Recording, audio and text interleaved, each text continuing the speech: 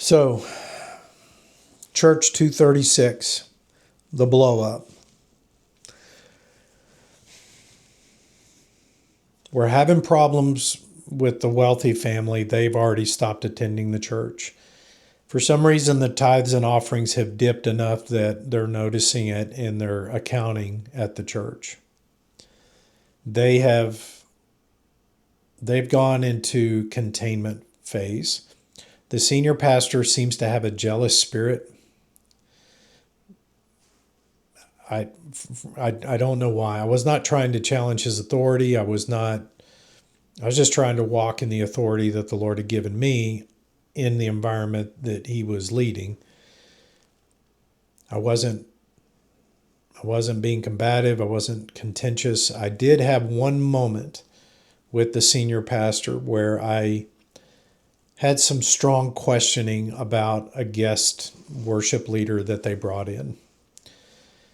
And I noticed that when it came to the worship position, I noticed that guys were just able to file in and out of the church at a whim. And my question to him in the men's group was, why is it that the worship leaders are allowed to come in unfiltered on a single verbal referral from somebody else, and you don't even know these guys? And yet we're having to go through some very, very refined, difficult, fiery testing before we can even begin to lead a group. I said, it just seems imbalanced because you've got guys coming in here and literally holding the microphone and leading worship over groups, and you don't even know these guys. And yet we're going through all the fiery trials we're going through just to get to a place where we can lead a group. I said, why is it that way in the church culture? I just asked him that. Oh my gosh, that ticked him off. I was learning as a 30-something-year-old man that you're just not allowed to ask those types of questions, I guess. So that was probably in my time there, that was the one mistake that I made. I asked a question I wasn't supposed to ask. I was just trying to learn. I looked at what we had to go through in trials and testing just to even be able to be considered to be in leadership. And yet guys are just coming in like circus performers, leading worship. You don't even know who they are. No one knows who they are. And they're leading all of us in a large meeting. And yet and some of them were very young. I was young. But I didn't understand why the criteria for them was so much different than it was for the rest of us. One of Christianity's great mysteries, I guess. I don't know. But anyways, I did make that mistake. I'll admit that. Wish I hadn't asked it. Wish that moment had never happened. It happens. Young men make mistakes. They ask questions they shouldn't ask. We say things we shouldn't say. It's part of growing up. And I think when people are moving in the kind of anointing that we were moving in and helping as many people as we were, I think we should give the benefit of the doubt that when we ask, it's coming from a good place. We're just trying to understand. So I was learning the hard way. You don't ask those types of questions. You just don't. And when you go back to our group, we had a power grab going on in our group. We had a single lady that started sleeping with another guy in our group. I found out later that was telling my wife that she needed to be leading our home group. And she was becoming very close with the other ladies in the group that were gossipy and slanderous and all this stuff. Come to find out, they were going behind our backs to the pastoral staff, and they were telling them we were saying things about them that we clearly were not saying. And we ended up getting called into a meeting with the senior pastor and the associate pastor. Now, remember, the associate pastor knows everything that's been going on in our group. I have made sure that he does. He was even attending some of our meetings. I requested, once we started to have problems, I asked him to start coming to our meetings. I said, I need you to start coming to the meetings and seeing what's going on. And we noticed that when he started attending the meetings, the people that were causing all the problems stopped attending.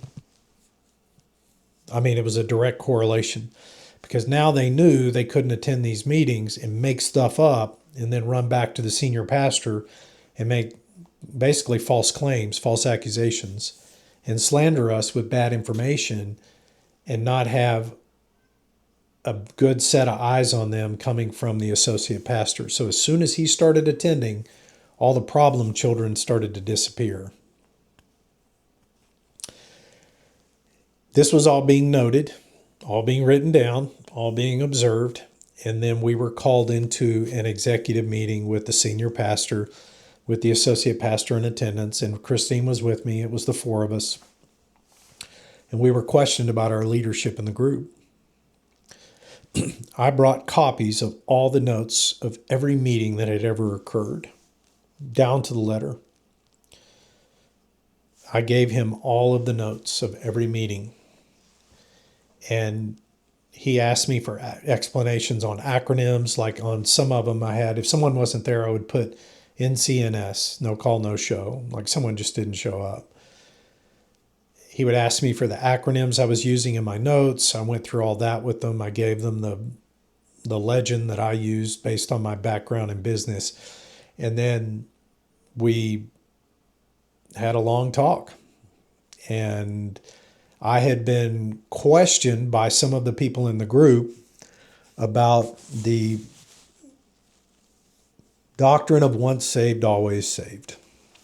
I wasn't teaching on it. I wasn't teaching on that particular subject at any point in time in those 6 months.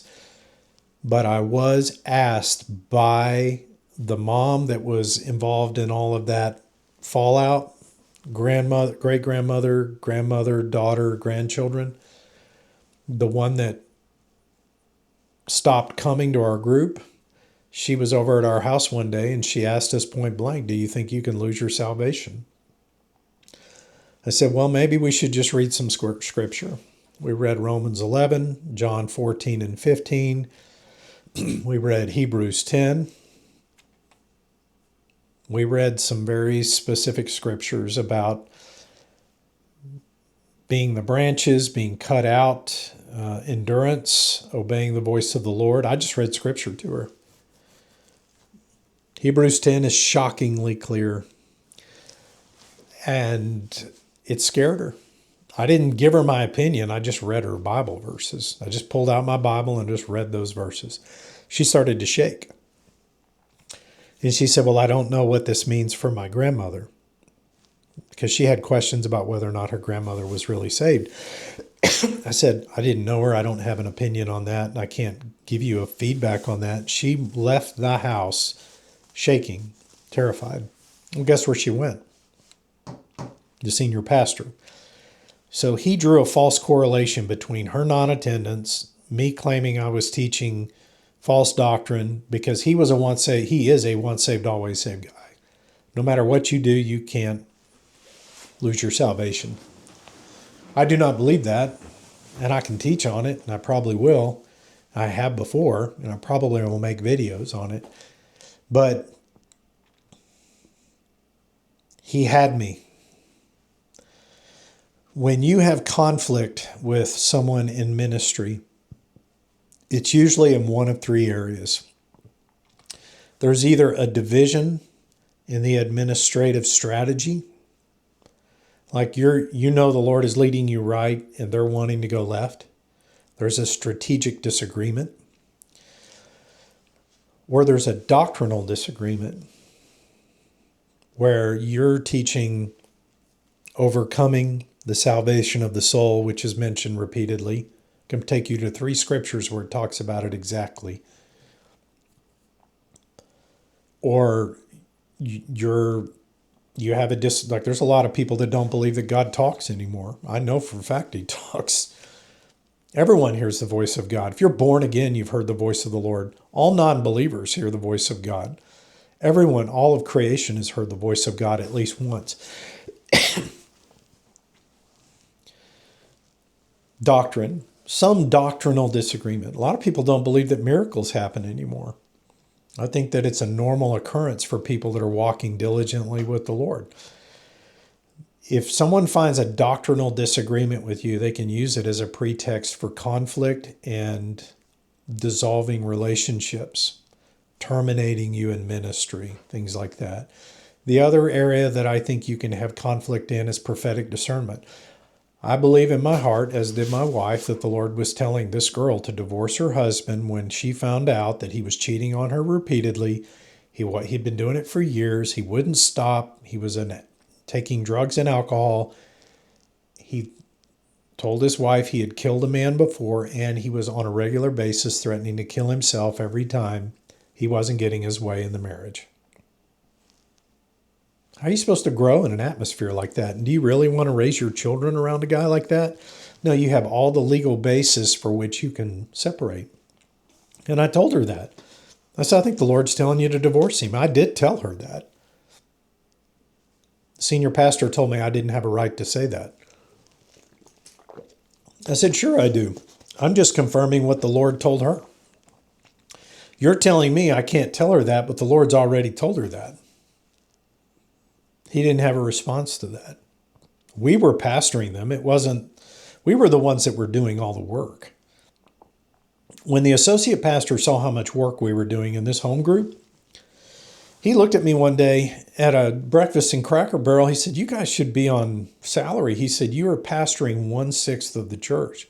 He said, you should be on salary. I was like, well, anytime you want to put me on salary, you go right ahead. But during this time, what was happening was the Lord was showing me that we were going to move. And so I knew this thing was coming to an end. I just wasn't sure who, what, where, when, and how. We were driving on Old Aledo Road. It's a road that extends down the train track between Benbrook all the way into the backside of Aledo. And the Lord spoke to me one day before this whole thing unraveled. And I remember it very clearly because we were driving the minivan. Christine was with me. Joseph was in the back. Kevin was at school. And we were driving out to a co-op to go pick up our food. We were part of a food co-op we were going through our health reformation, where you learn how to eat better. And we were eating a lot of food that was organic, and we had a local lady that was having it shipped into her house, and then we would go buy it at her house, organic food. And I remember we were driving out there, and the Lord spoke to me and said, you will not fulfill your calling here. And then right as this whole thing is unraveling with the home group, I have a dream. The Lord gave me a dream and showed me that we were going to sell our home on Edgewater. We were going to sell it to a single lady with blonde hair for $131,000. That's what I saw in the dream. A single blonde-headed lady appeared to me in this dream and bought our home for $131,000. Exactly. So we ended up getting stripped of our authority as home group leaders because the senior pastor and a couple of the elders got together and decided that we were, I guess, more of a source of conflict than unity. Really, what was happening was the Lord was sifting through people's lives, ours included. He was using us in that season to lead, just like I'd seen in the dream the year before. And now we were being persecuted, just like I saw in the dream before. I was being chased out of the congregation. And the challenge that I was having, the area that I needed to grow up in, was I needed to cinch my belt and stand firm with the belt of truth buckled around my waist. The Lord was about to give me one final test in this group before they formally stripped us of leadership. Specifically, we noticed that the group was like cut in half. Half the group wasn't showing up anymore. And so the church elders and the senior pastor and the associate pastor all met with us and the entire group in the conference room of the church. And they sat us in a huge circle. And I mean, it was unnerving because you knew that the shouting was about to start happening. Some of these people we hadn't seen in several weeks. And the senior pastor led the meeting, and he said, I don't remember what he said, but it was something about where do we start? How do we go about starting this conversation of what's happened with this group? And I had been praying about what to say in case this happened, or when it came my time to talk, because I knew I would be speaking in this meeting. And at that moment, the Lord gave me what to say, because up to that point, I had no idea what I was going to say. Do you remember when Jesus reached down and he wrote in the dirt, and all of a sudden the religious leaders turned around and walked off when they were getting ready to stone the adulterous woman? And he looks at her and he says, where are your accusers? And she said, they're gone. And he said, neither do I condemn you. Go and leave your life of sin no more.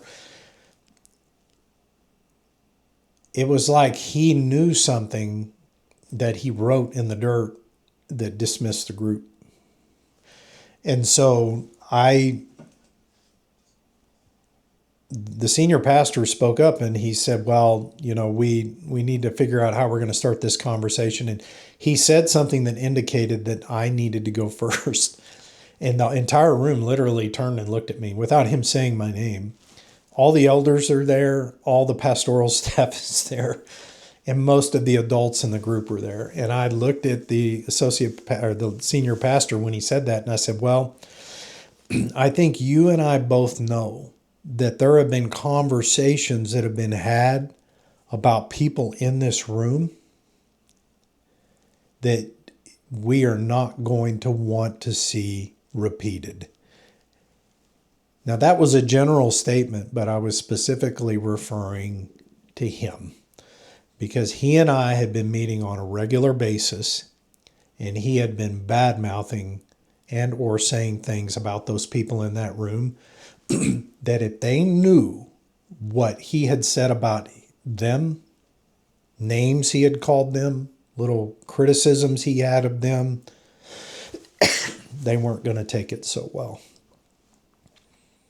He had confided in me for months about the people in the room that he was now siding with to come and accuse me of wrongdoing. Sorry, my cat's meowing. And so I'm going to text my wife and tell her to come get the cat. When I said that, you could have heard a pin drop. He didn't know what to say because he knew I had him. He knew the Lord had him. There's no way that he was going to sit there and in any way, shape, or form try to hold me accountable for things that I didn't do based on all the lies that they were telling, when he himself had been calling people vagabonds. And I mean, he specifically was saying certain things that if they knew what he had been saying about them to me as their cell group leader, they'd get up and walk out. And from that moment forward, he was totally disarmed. He couldn't talk. And so the whole room literally blew up. It's like someone tossed a grenade in the middle of the room. And all of a sudden, everyone started on, not us, everyone started on that side, every part of the group that had gone haywire for months and was lying and gossiping and slandering and necromancy and witchcraft and all that garbage. They all started screaming and yelling and da-da-da-da-da. And just by their behavior, they showed who they were. The associate pastor is sitting in the room, and he's looking around, and my wife is looking at me, and I'm looking at her, and we're not saying a word. I literally didn't say another word. And the elders literally silenced the room, dismissed us on our half of the home group that still had our wits about us, that were still operating in the fruits of the Spirit. They dismissed us from the room and they kept the other half in there. I don't know what they said to him. Rick never told me. I have no idea. And so we are standing out in the lobby for 10, 15 minutes. And all of a sudden they call us back in and we sit down and the elders resume the meeting and they said, okay, everyone's just going to forgive everybody. And that whole side of the room, not us, they all looked at her in unison. They go, we forgive you. And I went, for what? What have we done? Someone needs to explain to me what we've done. And they couldn't. So they dismissed the other side of the room and they kept us and our side in the room. So now they dismissed that group. And the associate pastor stands up. He looks at the elder. He was an elder. He was in the elder group. He looks at the senior pastor. He looks at all the elders and he says, I'm just telling you, I have walked for the past 6 months on a weekly basis with the Blackshears through this whole experience, and not one time have I seen them sin. He said, the people that are sinning are out there in the hallway. He said, I have never seen them do anything wrong. And the elders are all looking at him like, who do you think you are? And I'm looking at the elders and I'm watching this and I'm going, this whole thing is coming apart from top to bottom, this whole church. There is a fracture that has gone right down the middle. It's in the pastoral staff. It's in the elders now. How did I get myself in? How did we get in the middle of this? What is going on spiritually in this church? So they dismissed us from the meeting. We've been stripped of our authority. We never went back. The associate pastor came over to our house that following week to meet with us, and he said, Jay, he said, there's no way you could ever step foot back in that church again. He said, if you only knew what they were saying about you behind the scenes, he said, you'd never go back. He said, they're saying some awful things about y'all. He said, you can't go back. Well, within the next month, we got a newsletter in the mail that they had fired the associate pastor. They'd agreed to part ways. His wife, we'll call her Jane, not her real name. She was close friends with my wife. They were on the intercessory team together. They talked from time to time. I say they were close friends. They were friends. And she was also the financial secretary of the church. And they came in and they falsely accused her of embezzlement and fired her. That was the first time that the associate pastor got really angry about this situation. It's his wife. They're accusing her of embezzlement. They don't have any evidence of it, but they fired her. So here you have a couple who's the associate pastor and the wife, who's basically the head of all the women's ministry in the church, including the intercessory network of the church and the financial secretary, and they both lose their jobs at the same time. And they're honestly probably the most well-respected, well-liked couple in the church and in the community. I mean, they were very well-liked and well-respected for good reason, because they both walked with the Lord, very closely with the Lord. And they were easygoing and very approachable, very humble, very down to earth. They were the kind of people you want living next door to you and in your life on a regular basis. Very trustworthy, great people. Couldn't say enough nice things about them. I'm not saying it just because he had my back. I'm saying that's who they were. So They sent out a newsletter to every member in the church, and for some reason they sent a copy of it to us, even though we were no longer members. And they declared to the whole church that because of the rift that occurred in our small group, and they named us by name, that the associate pastor would be resigning. And I heard that the reception of that news was not good with a lot of people. We didn't stick around to find out because I put our house on the market. It was under contract in 7 days to a blonde, single lady, and it sold for $131,000.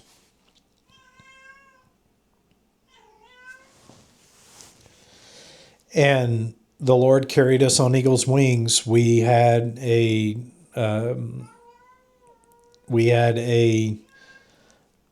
investment property. I'm going to tell my wife to come get the cat because she's standing outside whining.